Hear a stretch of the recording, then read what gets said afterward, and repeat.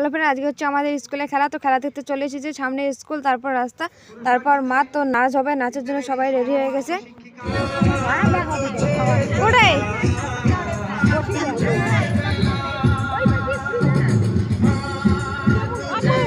লাগবে না।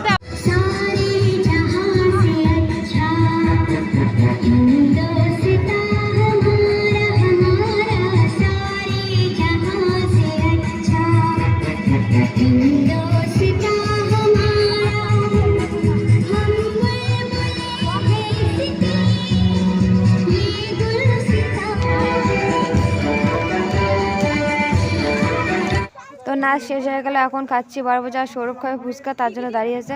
আর ও বলছে যে ও সস দিয়ে খাবে, তো এখনও দেয়নি, তারপর দিল। আর এদিকে দেখো সবাই মিলে 12 বাজা খাওয়ার কম্পিটিশান চলছে।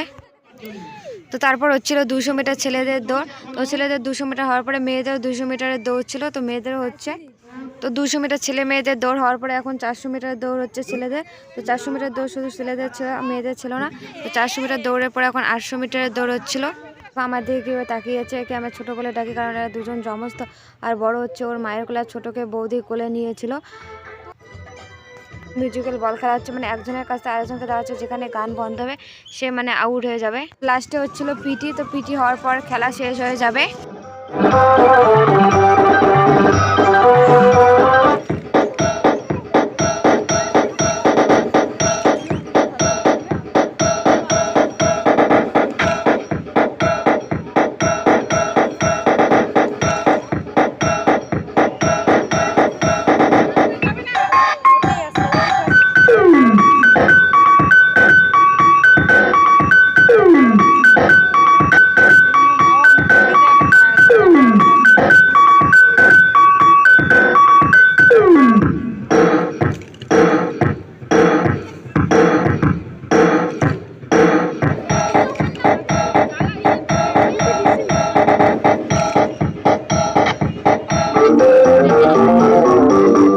এদিকে পিটি শেষ হয়ে গেল। স্কুল থেকে যেভাবে ওরা বেরিয়ে যাচ্ছিল সেভাবে স্কুলে যাচ্ছে। আর আমরা গেছিলাম বাজারের ভেতরে। সৌরভের একটু শরীরটা খারাপ ছিল, তাই বৌদি সৌরভের জন্য ওষুধ দিচ্ছিল।